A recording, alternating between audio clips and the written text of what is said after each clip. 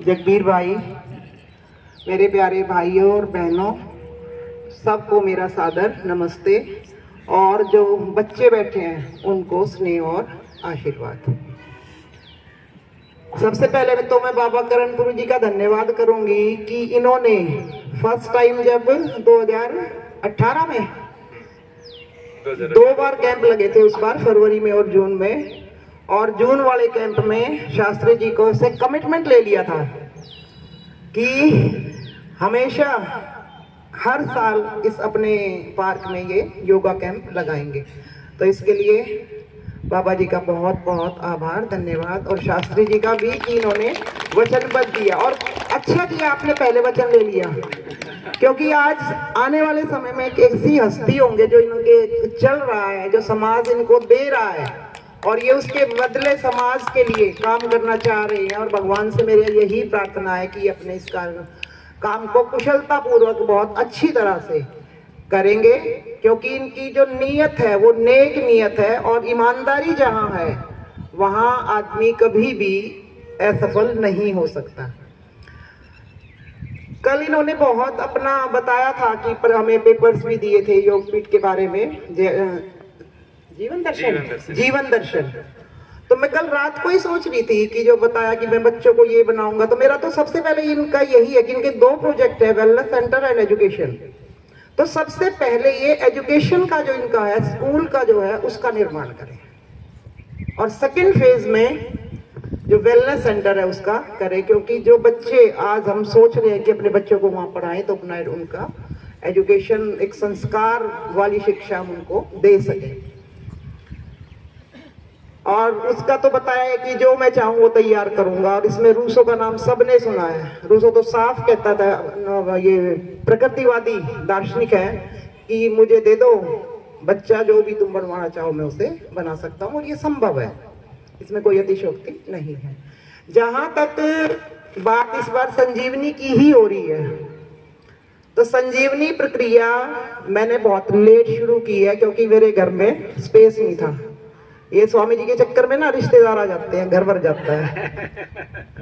तो वो सारे थे, तो उन्होंने शुरू की फर्स्ट डे, और फर्स्ट डे ही सीखने गए, और उन तीनों ने 3 ने शुरू की थी, और वो तीनों ने तो लगातार की, और उनके बेनिफिट्स उन्होंने, मेरी सिस्टर है छोटी, उसको कौन सा क्या वो है, एसिडिटी वाला, अल्सर कोलाइटिस, उसमें उसको बहुत ज्यादा आराम आया। वो डेली, पहले तो एंटीबायोटिक कर ली थी उसने, लेकिन एंटीबायोटिक बंद करने के बाद डेली एसिडिटी की उसको एक टैबलेट लेनी पड़ती थी। अब उसकी वो बंद है। कल ही मेरी उससे बात हुई, बीच में उसने सिर्फ 1 दिन ली है, बोली अब 3 दिन हो गए मुझे कोई एसिडिटी नहीं है, क्योंकि वो एसिडिटी की ही उसके मेन प्रॉब्लम है, और उसके कारण ही वो और उनको बीमारी थी। काफी सालों से हाइपर एसिडिटी की प्रॉब्लम, हाइपर एसिडिटी, क्योंकि अल्सर कोलाइटिस में घाव हो जाते हैं हाथों के अंदर, और एसिड बहुत बनता है। तो ईश्वर की कृपा से आज चौथा दिन है, उनको टैबलेट नहीं लिया, उन्होंने कैप्सूल नहीं लिया, तो वो पूर्ण रूप से स्वस्थ है, और निश्चित रूप से लाभ मिलता है जी। माँ जी, और मैंने तो इससे 3 दिन हुआ मुझे शुरू किए। योगा में तो आते ही हैं। इस बीच ही मेरा, जब मैं यहाँ आई तो मेरा 64.5 वेट था, और मेरे हिसाब से आज मेरा 61 होगा। बाकी शाम को वेइंग मशीन पे करके भी बता दूंगी। तो मतलब जिनका पहले ही कम है उनका कम हो रहा है, तो जिनका ज्यादा उनका कम नहीं हुआ, ऐसा हो ही नहीं सकता। ये सबसे बड़ी चीज है कि बॉडी की सफाई, और वही बात है कि हमारे अंदर की सफाई होगी तो मन भी प्रसन्न रहता है, और बीमारियों से हम दूर होंगे। साल में अब 1 बार ही हमें मिले रहेंगे, वो बहुत है। धन्यवाद जी, बहुत बहुत आभार सुरेखा माता जी का, धन्यवाद। और मैं जब रोहतक होता हूँ तो मुझे माँ के प्यार की कमी महसूस नहीं होती, क्योंकि सुरेखा माता जी हैं, और बहुत सारी माताएं हैं मेरे यहाँ पर। अच्छा, कुछ भूल गए माता जी, वो भी बताना चाहेंगे। आप सभी को पता है जो मेरे साथ ट्रेजेडी हुई है, मेरे बेटे की, छोटा बेटा 23 साल का एक्सीडेंट में चला गया था 2009 में 2 अक्टूबर। उसके बाद मतलब मैं अंदर से खोखली थी, जैसे कहते हैं ना कि ये दुख ऐसा है कि चढ़िया में जाने का, जब आदमी की जलता ही है तभी जाता है।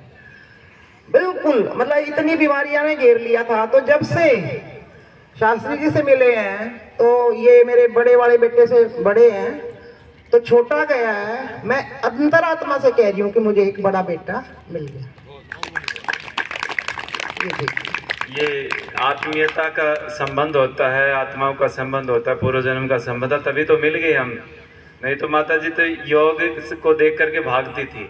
लेकिन जब अपना 2018 में शिविर लगा था पहला, तो तभी माँ आई थी। और उसके बाद अब गुड़गांव से स्पेशल शिविर के लिए ही आती हैं।